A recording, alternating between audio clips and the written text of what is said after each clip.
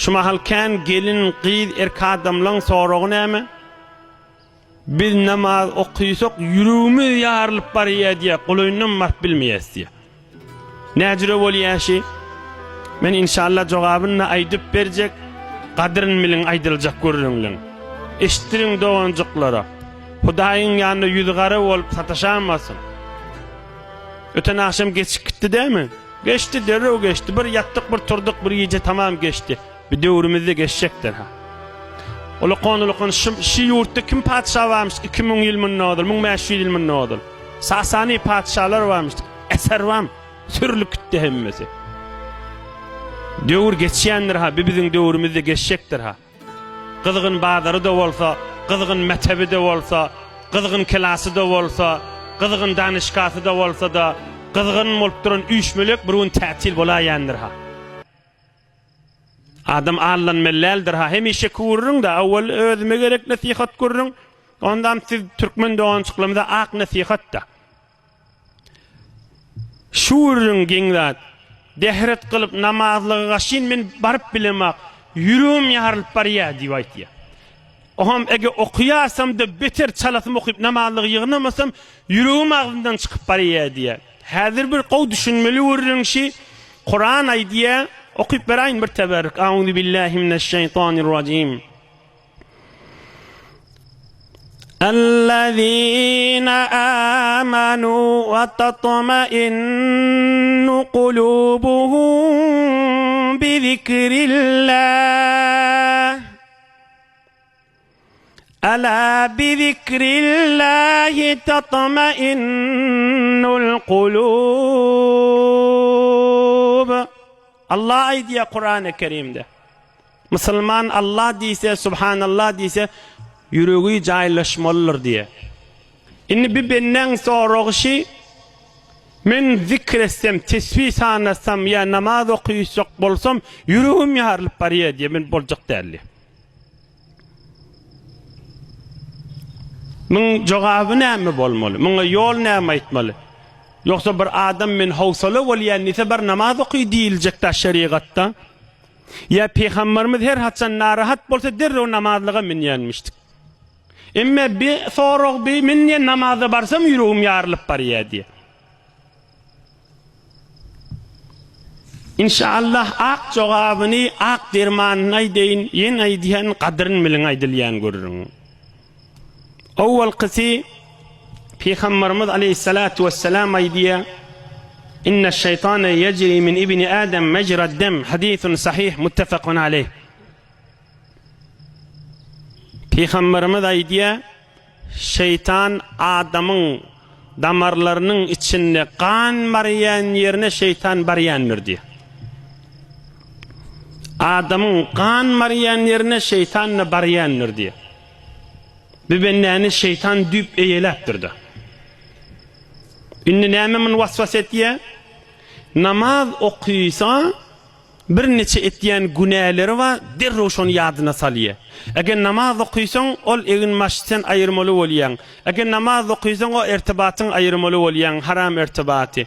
Eger namaz okuysaň o mahbaran aýyrmaly bolýan. Derrew men ýadyna salýar-da, oham şo zatlarda aýyrsa bir ölajak ýaly. Ya namaz okuymaly bolýar, ya o haram işleň içinde güýmenip gezmeli bolýar-da. Onun şeytan waswas etýär näme diye namaz okuysaň o günäleri, o etýän işleri äp bermeli bolarsyň diye. Onu äp berseň de sen zindigi ýetip bilmersiň diýip men ýadyna salýar. Bir gezek ýadyna salmaýar o şeytanna sen eýäň huzurunda dur arasdaja bolly diýmeýär.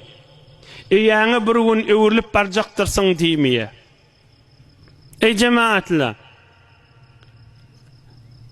Suriye emme cöz var, emme cöz Kur'an'ın ahirki parası.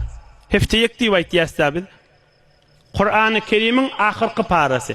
Emme yetesâelûn. Ondan sonra ve'n-nâziat. Bir gayrat edin, bir tercümeli Kur'an-ı Kerim bolsa, bir öýde bir bolmasa bername koyun, birje edip de olsa şoň tercümesini bir okuydan çıkın.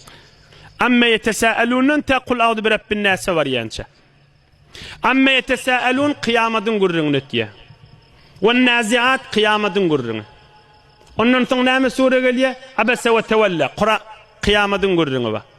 Ondan soň ida şems kuwirat kıyamatın görüňi diýär. Ondan soň ida semaa fatarat kıyamatın görüňi diýär. Ondan soň weylul lil mutaffifin kıyamatın görüňi diýär. Ondan soň ida semaa shaqqat kıyamatın görüňi diýär. Ondan soň we semaa zatil buruj kıyamatın görüňi diýär. Ondan soň we semaa we tariq yawma tubla as-sarair kıyamatın görüňi diýär. Ondan soň sebbih isme rabbik kıyamatın görüňi diýär. Bel tu'thiruna al-hayata ad-dunya wal-akhiratu khayru wa abqa. Ondan soň hal ataka hadisul ghashiya kıyamatın görüňi diýär. Ondan soň wal fajr kıyamatın görüňi diýär. Ondan soň la uqsim o da kıyamatın görüňi diýär. Hemme surelerde kıyamatın görüňi diýär. Bir musulman näjire kıyamat ýadyndan çykarmaly. Görýän kızatlary geň zatdyr ha. Amma yetesaalundan ta la uqsima var ýança. Wal-leyli ida yaghsha kıyamatın görüňi. Wal-duhan içinde kıyamatın görüňi. Iqra kıyamatın görüňi. Ida zulzilat şodurşy kıyamatın görüňi. Wal-adiyat kıyamatın görüňi. Al-qariya kıyamatın görüňi. Al-hakumut takasur kıyamatın görüňi. Weylul likulli humaza kıyamatın görüňi. Ara'aytallezî yukezzibu bid-din kıyamatın görüňi. Teppette de kıyamatın görüňi. Näjire musulman adam kıyamat ýadydan çykarmaly. Şu namaz okuyup bilmeýe, howsala bolýar, dem namazyň üstüne düşjek. Şoňa Allah üçin aýdýan, men sizin bir eşsin. Ey insan, ey ayalı erkek insan, Allah'ın huzurunu bir gün durmalırsın, şoğunu yadına sal. Bu mahal şehirliğin içinde, bağırlığın içinde, danışkalığın içinde, maşin, motor, gelgidin içinde, yıkıcıydın bir gün Allah'a cevap vermeyeni yattan çıkaramı. Şun ekser adamlı bilýär ha şoň parzygyny. Ýöne adamlaryň içinde toy, ýas, mereke, bazar, aşam yatyp erti turup öz bilmänşik bolup günni geçirip be. Ýekiji kabry girişýanyk, ýekiji de Allah'a jogap bermelidir ha. Soňram aleme berzahte, yani dünya bilen kıyamatyň arasynda we kıyamat gününe hem ruhy hem gowrisi gaty horluga düşecekdir. Allah Kur'an-ı Kerim'de aytýandyr. Amma yetesaalundan tek sureleň paran ahyryna barýança bir farsy ýa türkmençe terjemeli Kur'an-ı Kerim okuyup çykarsın. Bir okuyup çyksyn belli bolar näme. Şeytan awwal qasid kan barýan ýerine barýar.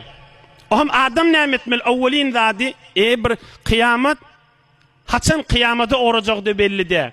Şayet öýmede yetmedik işte. Şayet ertiye turmadık. Be her hal sen 100 ýaşa, 1000 ýaşa bir gün barmalla. 100 ýaşaňdan soňra da geçen ömrüň gödesin hiç wagt galýar. Men üstünde kan durmaýyn.